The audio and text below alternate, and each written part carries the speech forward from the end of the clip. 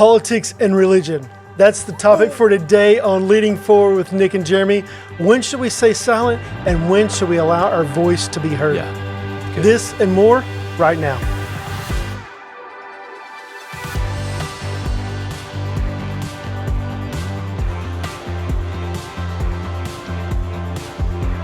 All right, Jeremy, on today's episode of Leading Forward, we're discussing a hot topic, a hard topic, and it's politics and religion. Why so often leaders stay silent when they really should allow their voice to be heard. Yeah. You know, I feel like so often they're worried about an HR nightmare, or they're worried about maybe their social media even losing a few clicks, rather than saying the hard thing and saying the right thing. That's the topic for today. And that's kind of the gig.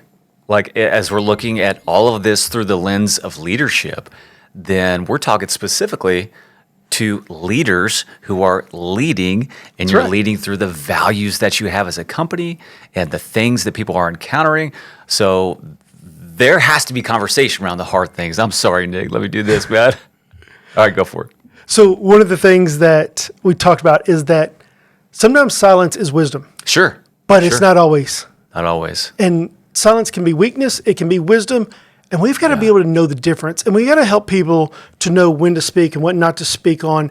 And you know, so often we are so scared of cancel culture. We're scared of what are people going to say, and we avoid the truth. And that should be our defining line. That should be the thing that says, this is my North Star. I'm going to seek truth. I'm going to seek after truth, regardless if people get hurt in the process.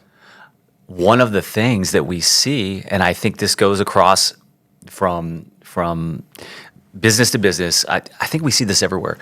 People will not talk about the things that we should talk about, but they allow conversations that are toxic about all kinds of nonsense that affects the flow of work, that are not professional at all. And, you know, it's kind of the whole thing, man. If Christianity or if theology comes up, it's not even religion, because it's almost as if in many workplaces, religious things can be talked about as long as they're not Christianity. That's correct. Do you feel that? Yeah, absolutely. You know, so we just came out of the holidays, right? And so New Year, and you have Thanksgiving, and you have Christmas, and you have all your family together. Yeah. And the thing that no one wants to talk about is politics or religion. We've taught our kids that for generations. This has been the thing. Don't talk about this. And that very thing is what owns you, because it stays in the dark. Yeah, that's good. And now what we see is, well, you can talk about politics and religion as long as you agree with one side or the other. And we need to, man. Especially, let's talk about from a parental position. Yeah. If your kids don't know how you feel about big core issues, not just the hot button ones, but just generally, like, you know, leadership, how to make decisions on certain topics. If they don't know where you are, how in the world could they imitate you? Yeah, I think this is so important for us to be able to talk about in, you know, whether it's in business, in family, and with our kids. Even in church, we go, well, let's not talk about politics here. Right. Right? And there are even some organizations that go after churches who try to make them don't talk about politics. That's not your place. We've talked about it before. Me and you've talked about it, and I think it's Josh Howerton uses this line that it's not that religion is moving into politics. Politics is trying to move 100%. into religion. Yeah. And so there's nothing sacred or holy about these topics. So why are we trying to avoid them like they're the plague? It's childish. It really is. It's naive to say that. And we know this, right? It's a very acute view of the whole topic. If you are a Christian, I think I want to probably say this slowly. If you are a Christian, if you are a follower of Jesus, everything that we do depends on our faith. Yeah. Our faith impacts, let me say it another way. If you're a follower of Jesus, your faith should impact every single area of your life. And that's politics. That's how we eat. That's what we do in our spare time. Everything is a stewardship issue. How in the world can we stand on a rock and then hop off of that rock when it comes to weighing in on something that we're scared we're going to offend somebody? And yes, we are. We are. And one of the things I've really been thinking about a lot lately is the gospel is always offensive. Yeah. It's going to be. So why are you surprised that someone's offended? We have to allow the gospel to be our true north. We have to seek it above everything else. And so in our conversations with kids, with family, with coworkers, at workplace, Yeah. we have to be able to lead and allow this to be the thing that guides us. So when it comes to politics, my understanding and the truth of the gospel direct my politics. Sure. My understanding of the gospel and its work in my life dictate how I lead my family. That's right. It dictates how I use my finances. It dictates everything. And by teaching for so long, avoid this topic, we have led to, some biblical illiteracy. Yeah. We've led to people that are really ignorant of what Scripture has to say. We've led to fear of talking about politics, which leads people to not even understand. I mean, maybe it's just my feed right now. Okay, so I'll claim this. Maybe my feed is full of all the crazy, extreme liberal, Sure. shouting out different things, and it's they throw out words. It's a fascist and a dictator, and this is worse than Nazi Germany. And that's why we haven't talked about politics, because you don't even know what those things mean. Yeah. No. And when they're with those people who are super emotionally charged and emotionally responding instead of logically, they're oftentimes, I'm not going to say all the time, oftentimes there's no logical point of resolution, that the conversation either escalates and gets shut off or turns violent. Yeah, absolutely. I think we're seeing more and more of that. Could you imagine this? Could you imagine you and Leslie going to a party, your wife, and you are going behind her, and every person she meets, you're coming around and you're apologizing for how she's behaving. And she can be over the top, guys. I'm sorry. Man, she even like down to the outfit. This is how she's dressed. If you don't like that, I'm sorry, man. I didn't really pick that out. Dude, that is the way that we treat Jesus sometimes. Wow. And we go around and we're making excuses for the gospel and for truth.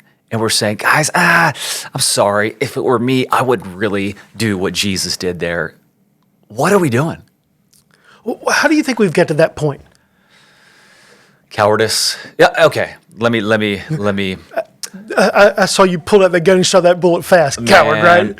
But there's more to it than that. Yeah, there sure is. Okay, so go ahead. We want people to approve of us. Yeah. At our very core. I mean, the Maslow's, all the studies will show you that at our core, we want to be known. We want to be liked. We want to be included, and being excluded or rejected, it's like one of the worst things. It really is. I mean, I don't know that you outgrow that.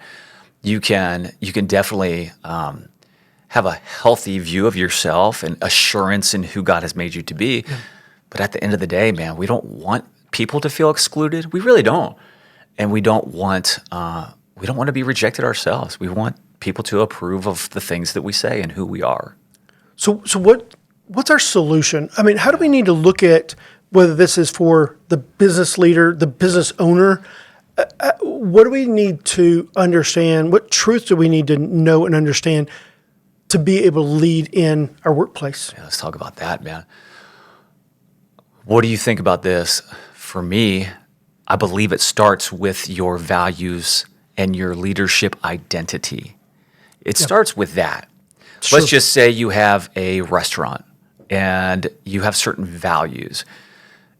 If someone violates those values, I mean, you have reason to coach and counsel and correct and eventually, redirect.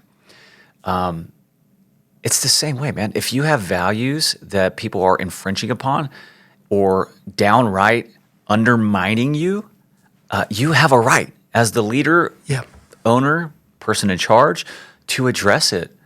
And I think it's if we further upstream. This is a leadership core issue. It really is. Like, we have to address those things early. You can blink your eyes in an organization or a church, and if you don't correct values-based culture toxicity in your organization, you will blink your eyes, and 18 months later, you've got a little rebellion on your hands. Absolutely. Have you seen Yeah. that? Oh, absolutely. So, Oh, my goodness. Thinking about this, so I had 2 new businesses that I started coaching in January, and so through this process, at this point, we're 6 months into the year or 6 weeks into the year, and what I start doing at this point is helping them create their core values. Yeah, perfect. And these core values, the way I've illustrated before, is you're at this train station and there's a destination sign. That destination is the vision. That's where you're going. The train is the mission. It's the movement of the people. It's your strategies, your systems, your people. That's the movement. That's your mission. The rails are your core values. Definitely. And if you leave those core values, everything goes to crap quick, right? So for me, what I do is what I've done actually today is with both these business owners is helping them to create and formulate what are your core values. Yeah. What are the things that are core to you that can't be violated in our business, in our systems, that these are core to who we are? So understanding what those things are and why they're important allows you to lay the foundation. Yeah, that's really good, man. That's a great place to start. And so that becomes this foundation that you build off on, right? And so it doesn't matter the destination that you want to arrive at if the core values, the rails are broke. Yeah. You're not getting there. That's right. So how are we being able to build that? The other thing I think about through this is just this command that we are to be salt and light. Salt and light. Yep. And we've got to shine. And darkness always hates the light. Darkness always hates the light. And so how do we shine brightly when people are without hope? How do we shine brightly when people are down? How do we bring light into a dark workplace? And then as the business leader go, I'm going to shine brightly, say things that are necessary in order, hopefully, that I'm planting some seeds in someone else for the gospel to begin to work. That's so good. If you, and let's look at because everything we're viewing is through Scripture, and relatable to someone who's growing in leadership or already in leadership. So, as the leader, you have the responsibility to steward the culture. We've established that. So, when there are conversations that are impacting work, it has to be tied to a smart thing to do is to understand which of your values is being pushed against and tie it to a performance-related matter. Yep. Metrics matter. Like, you have to be able to address things in pretty clear language, especially as we're talking about, people ops and HR. Absolutely. And lawsuits and all the things that can happen. Yeah, and none of this. Let's has to just be be clear. clear. We're not telling you to be foolish about this. Absolutely. There's still a wise way to go about these things. So, yeah. And I think just documenting conversations, man. If you've got someone who's being a stinker, all the studies show that productivity definitely drops, even if you're working within like 15 feet. Not even talking with this person, but working within 15 feet of a non-performer. And one of the things that you should do as the leader is get curious. If you're hearing things, it just depends on what the issue is and how much of how vocal people are being about it. Is it slowing things down? Get curious. Ask the right questions to the right people. You don't want to go out into the team room and just blanket a question to everybody and just open Pandora's box, but you can pull in, one or two people that have good insight and a vantage point and begin to get curious about what the topic is. No, I think that's really good right there, is having some strategic conversations, right? And knowing who are the people of influence, who are the people that understand, who can you have those conversations with. The other thing about this, when we start talking about politics in the workplace, there is maybe people presume where we land on these things, right? And where we land politically. And I want to be really clear that I think the extreme left and the extreme right are both idolatry. Say that again. The extreme left and the extreme right are both idolatry. They are serving the same God, and it's not the one true God. they are seeking their own desires, and they're going about it with malice and deceit and anger. Yeah. Just what Scripture tells us they're going to do. Right. That they've been given over to this debased mind. And both extremes do this. Yeah. So You're right. how do we allow the Word of God, our spirituality to direct our politics, but not allow politics to direct our spirituality? Man, that's a great question. By prioritizing and remembering what is most important to us, I think that's a great place to start. Sure. Right? Like, what does Pastor Josh say sometimes? Like in terms of the question of, hey, should we be involved? Should we care about politics as Christians? There's something that starts with a D, man. It's pretty clever. Basically just saying like, the person who's in charge isn't as important as the longer term policies that they have the power to, implement in effect, and that affects people. So Sure. if you love people, then that just makes sense that we should be concerned with the things that are being implemented in terms of law, legislation, how it's all going to impact somebody. Yeah. Okay. So let me just tell you a story. Yeah. So for a long time, I got so involved with reading everything about politics. I wanted to know everything about everything. And I just went down this rabbit hole. Back when years ago I was on the police department, I would start my day watching the news. I would end my day watching the news. Okay. I would read paper. I would be reading everything because I wanted to know everything about this topic. Yeah. And it consumed me to an unhealthy point. And what I realized through that process, though, was it's not the policy that's made today under this regime. Yeah. It's how does this policy impact when there's a different regime in place? That's right. And so Good. it may work today, but is it what's best long term? And that's where we have to be involved and be able to Sure. vote and have a voice and knowing when you vote, who stands for what. Yeah. So good. And I think a lot of people can hear that and be like, man, I just don't have time to know all the topics. And Oh, I don't suggest anybody do what I did. and I don't, and you probably don't either. I do Like not. I'm not in every little thing. Definitely not. You would get nothing done. And I don't know how productive you were in that season, Oh, but it was- it can really mess with you. I mean, we've both counseled people, I'm sure, I know I have, who that's their story and they get to a weird place. Yeah. They really do. Get to a dark place, and your algorithm will show you the stuff that's going to tick you off. It just will. It's we had Rocky on last season. He just talked about AI as this Yeah. echo chamber. It tells you what you want to hear. Well, that's what your reels and your feed does. right. It tells you what you want to hear, and Yeah. it strengthens that. Going down that, and the further you go down, it becomes more and more toxic. The reason it becomes toxic is because you begin to worship it, and you worship it. And you go, well, I'm not bowing down to politics, or I'm not bowing down to Yeah. some president or some political party. No, what you are doing is you're giving it your heart. Wow. You're giving it your mind. And you are giving your mind over to these things over and over and over again. And it takes you somewhere you didn't want to go. Yeah. And it begins to own you. And that's what our worship of God should turn into. We should become more and more thinking about God, and it begins to own us more and more. Wow. And then it gets our best energy, our best time, our most productive time. I think that's when and if you're, if that's you, listen, man, ma'am or sir, if that's you, just start by calling it out. Calling it, hey, that's me. I've gotten to this place. So what do I do now? I mean, what would you say to that? I think there's always some place for some confession in that. Yeah. And I think there's place for also calling it out spiritually in another brother that you know, another sister, and going, hey, you are in Christ. It feels like you're more concerned about this than you are God. Mm-hmm. Did you watch more Fox News today or, or NBC than you spent thinking about God? Yep. Because I mean, not me. I'm not saying yes. I'm just, I didn't think that's what you were saying.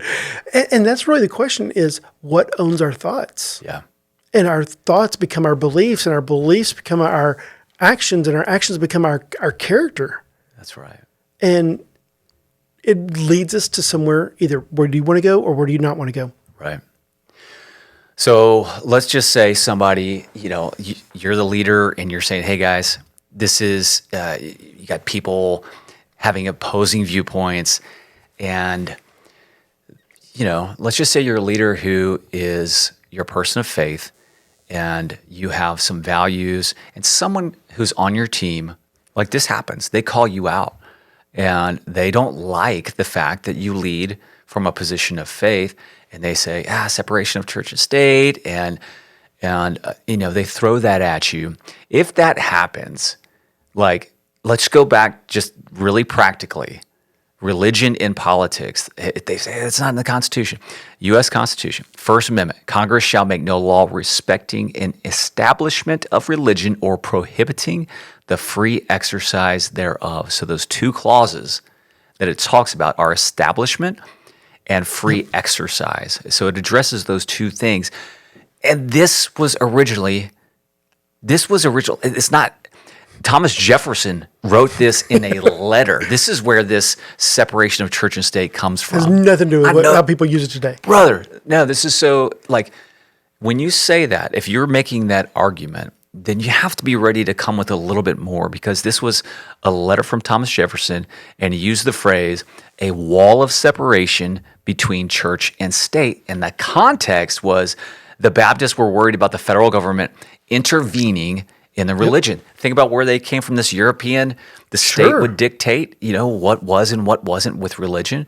So that's where this comes from. And I think to just throw that out there blindly, it just kind of shows a little bit of immaturity and lack of a prepared argument. Yeah, it's ignorance. Yeah. And ignorance isn't a bad thing. That just means you don't know. Ignorance with humility is powerful. That's right. It's a great place to be. Absolutely. It just means you don't know. Yeah. So what are you going to do now? And part of the reason that people don't know is because we refuse to talk about it. Back to the beginning. Right. Back to the core issue. That's right. And so we've got to be educated without it owning us. We have to be educated. And the only way we know truth from a lie is to know the truth. That's good. And so one of the things that I was able to go to an event at this church a couple weeks ago. I got invited to go hang out with some guys at this event. And I just sat there and I thought, they don't even know how weak this is. What do you mean? The guy that was leading was a performer. He wasn't leading worship. Oh, got it. Okay. There were guys there that it was the most spiritual thing they'd been to, but they had nothing to base it off of. Okay. They had no idea what a Wagyu ribeye tasted like because they only wanted to eat chicken nuggets. I like it. Right? And so the problem is if we continue to feed chicken nuggets, that's all you get. Yeah. Right? So we have to know the truth. We have to be able to seek out the truth. We have to, and what I told Leslie afterwards is I said, the fake becomes more obvious when you know the truth. That's right. And so this fake leadership, this fake worship, and I'm not, maybe not even fake, maybe that's too harsh to say, but it was lacking power. Yeah. We have to know the power of God. We have to know the Word of God. We have to know the truth of God so that it can exude from every part of our life. Yeah. Whether you're a business owner, you're working in corporate America, you are going to your 9 to 5 and you just want to be off at 5 o'clock and be done. Whatever you are, does the Word shine from you brightly? And you go, well, you're trying to bring your religion into the workplace. No, I'm just bringing me. And that's just, it just comes out of me and I can't help it. That's just how I smell. Yeah. I've got the aroma of Jesus on me. Yeah. So there. Yeah, that's what Corinthians says. Receive it. That they breathe it in. Yeah. Do you smell like Christ? Is what Corinthians says. And so that should be our goal. Yeah. And that's going to create war. Yeah, you're right. And that's what we talked about last week. right? Is that we have to stop thinking that peace is the answer and we have to start preparing for war. We are in a war. Will we acknowledge it and prepare accordingly? If you're leading a team and you're hearing this and you're like, yeah, that sounds nice, but man, I would lose half my team if I was upfront about, just calling out things that, yeah, maybe you let things slide because you're like, man, we got these 6 people who feel this way. And I would say, don't go any further without giving them the gift of clarity and accountability. Yeah. If you're going to hold a certain group accountable for certain things or a certain area of values, do it in every area. Address it. Yeah. And if it's like a common issue, if it's one person, do it in private and coach them in private. But if it's a sickness, if it's something that's taken over, you're going to have to own it. Number one, you're going to have to say, hey, guys, here's where we are. Here's how we got here. I have let you down. I have failed to uphold the things, the values that we established as an organization, as a church, as a family. Son, daughter, I let you down. But starting today, here's what we're going to be. So I think, man, just take that as encouragement for somebody. Today might be a good day for someone to do that. So I was working with one of the companies I work with. He's a believer. He's got 6 to 8 employees. They're a great business. They are thriving. They are killing it, okay? And we started going through creating his core values 6-7 months ago. And through this process, one of he created 4 core values that were core to him. You have to own them as the business owner, right? They have to be yours. One of his very first one is grounded in faith. Grounded in faith. Okay. It's grounded, and then he has built, and it has this progression to it. He has an atheist on his team. Mm-hmm. He has someone who has no desire for anything spiritual on his team. But it doesn't mean that his Christian faith is not going to be the foundation of his company. That's great. So it's okay that we disagree. I can still show you value. I can still show you honor. I can still be gracious. It doesn't mean you can't be a part of this team. Yeah. It just means this is what we're building off of. That's so good. So I think that's worth kind of, just staying on for just a moment.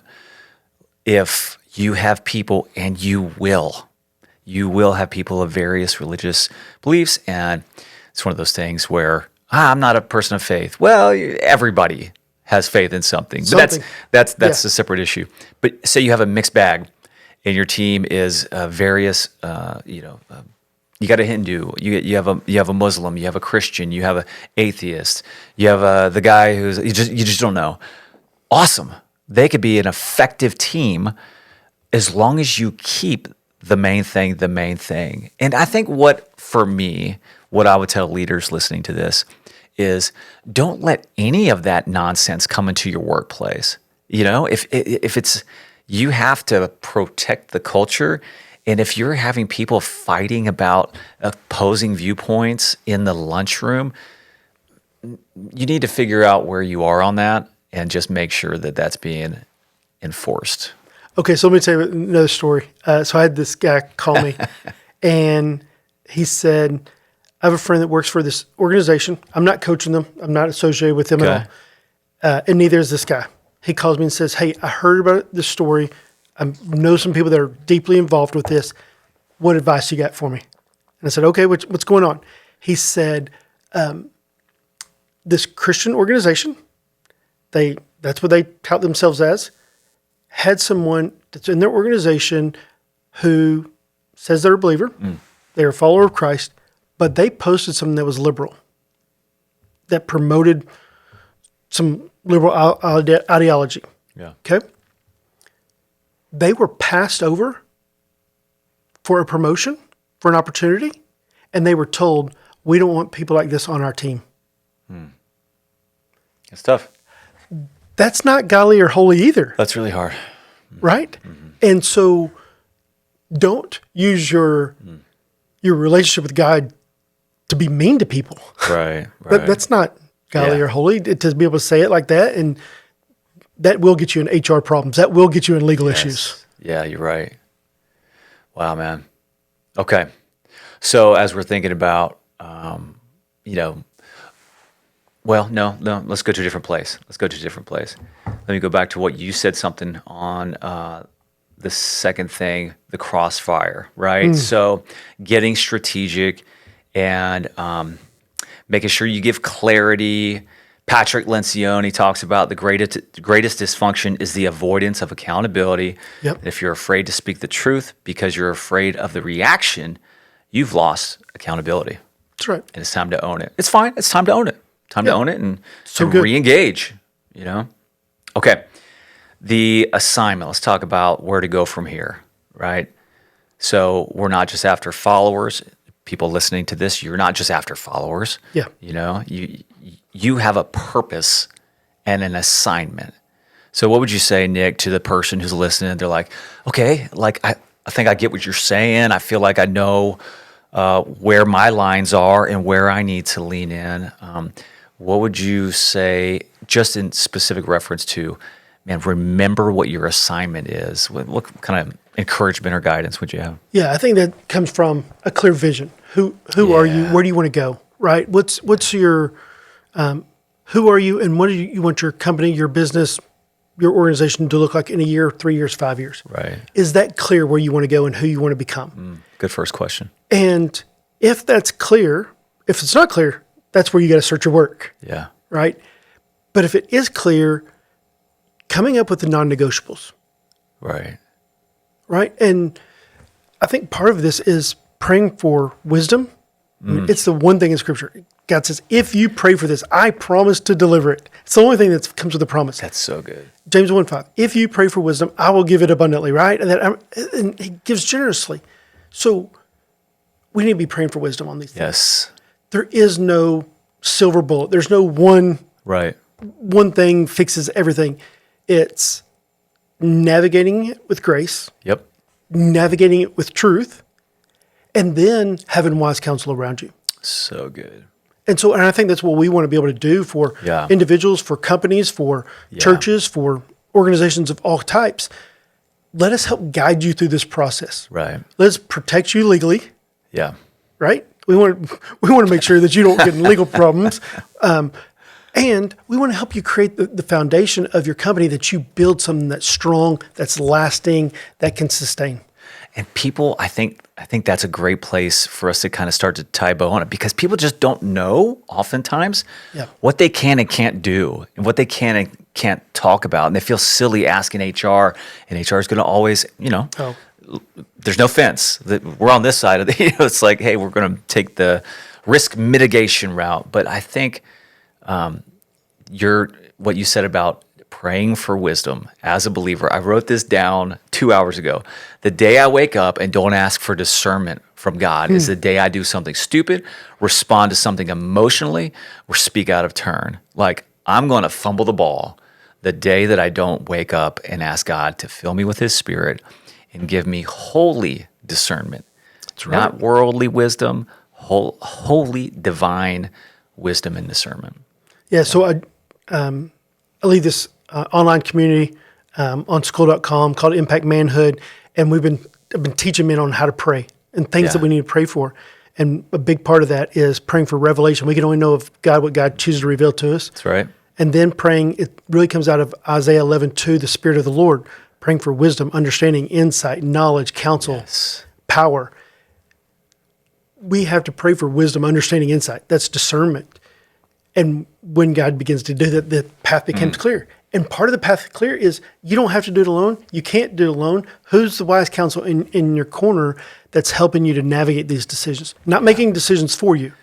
So good. Yep. But helping you navigate the decision. The other thing I would say about the HR is HR does not make policy. Talk about that. HR is only to translate policy to you. Mm-hmm. It is the executive team, the owner, the leader that dictates policy, creates policy. HR is just going to say, here's what the policy is. Here's what you have to follow. Read the handbook.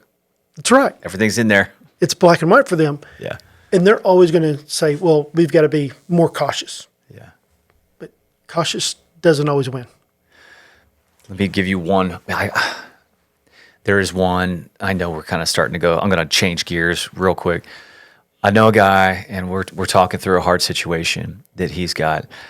He's a gentleman, and he's married, and he's got a female supervisor, new to the position. And what she's doing is she's with every employee. It's a cool thing. She's having one-on-ones. I mean, you have to, right? Yep. But they're doing it over lunch. It's a one-on-one over lunch. And when he got the invitation to go to lunch, one-on-one at a nice sit-down dinner with his direct supervisor, who is a female, he respectfully declined and explained, hey, I'm married. I do not do one-on-ones that are not in a public, work professional setting. Yep. And she would not have it. And she went to HR, put some pressure on him. Collectively, there was pressure on this guy. And I don't have a finality to the story, but I bring this up because there are situations like this, and people are saying, yeah, but this particular thing, like, this is real, man. This is real. It impacts so many people. The thing that I would say about my friend that I would applaud is his ability to identify down the road something that could be a particularly sensitive issue. His first ministry is his stinking family, man. Absolutely. So he's got to protect that at all costs. And so he drew a line. And I would just say this also: there are so many ways that you could have gone about that. Just make sure that you're in a situation like that you have tact. This is where what you just talked about, getting some advisors, getting some counsel before you or while you go through this situation. You have to deal with that kind of thing with grace, with tact, with professionalism, and with conviction as well. And what if that leads to a termination? What do you think about that? If it saved your marriage, good job. That's right. Right? This is real stuff. This is real issues that people are having to deal with. And where do you hold your conviction? Yeah. And your ministry at home has to be priority. That's what you said. And so I want to applaud this man. Yeah. And just say, man, thank you for being a man who says, I'm going to hold firm to my conviction. I'm going to believe God's going to provide, even if it's not here. And you do have the religious right to protect you. Yes. Just like everyone else wants to use it. Yep. You have that right too to protect you. This is against my religious conviction. Yeah. So being able to do that, I've done this multiple times. When I was in the police department, I got assigned to work with a female because my partner was off. Oh yeah. Let's talk about it. And it's not a thing they do. Me and Leslie have a thing. We never ride in a vehicle with a person of the opposite sex alone. We never go have a meal with the opposite sex alone. We have very strong boundaries on it. Yeah. Not because of anything else, but because we know temptation's real. Yes. And the temptation does not matter what the person looks like. Good on you. Yeah. Because it's not the policy that's today, it's what about in the next regime, right? It's not. I'm not tempted with this person, but if I open this door, what about the next person? Yep. So just recently, last month, I had a female business owner reach out to me and said, hey, can we meet for an initial consultation?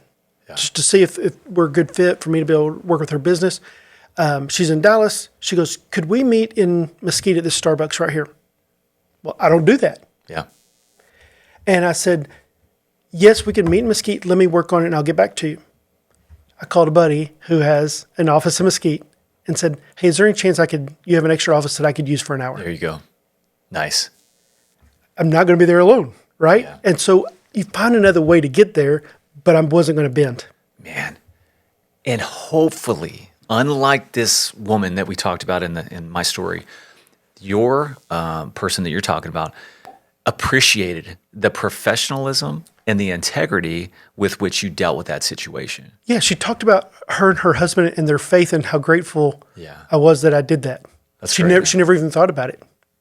So anybody listening, a cheat code right there for marriage. I mean, some of this stuff is like we have to kind of like take a step back every once in a while. We're going at a certain pace, but listen, if you meet regularly or occasionally with someone of the opposite sex, and if you're married, and it's unless it's in a professional setting with eyes on you, stop. Yeah. Stop it yesterday, man. Like, just stop doing it. You are flirting with the devil. Yeah. Well, so talk about this another time, but Paul says there's 4 things we flee from. Yes. Flee from idolatry. Yes. That's the politics, right?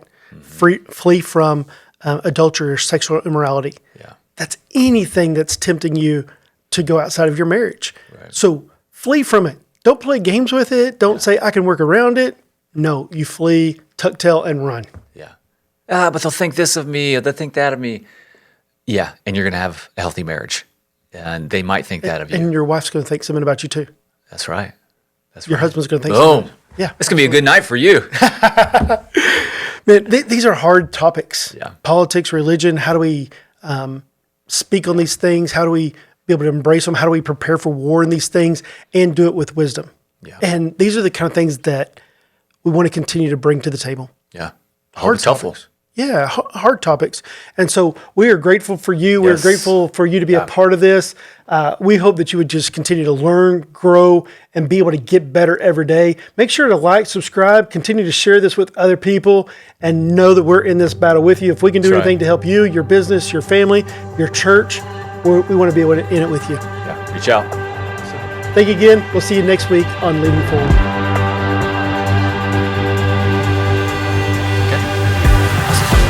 I feel like I say that every time.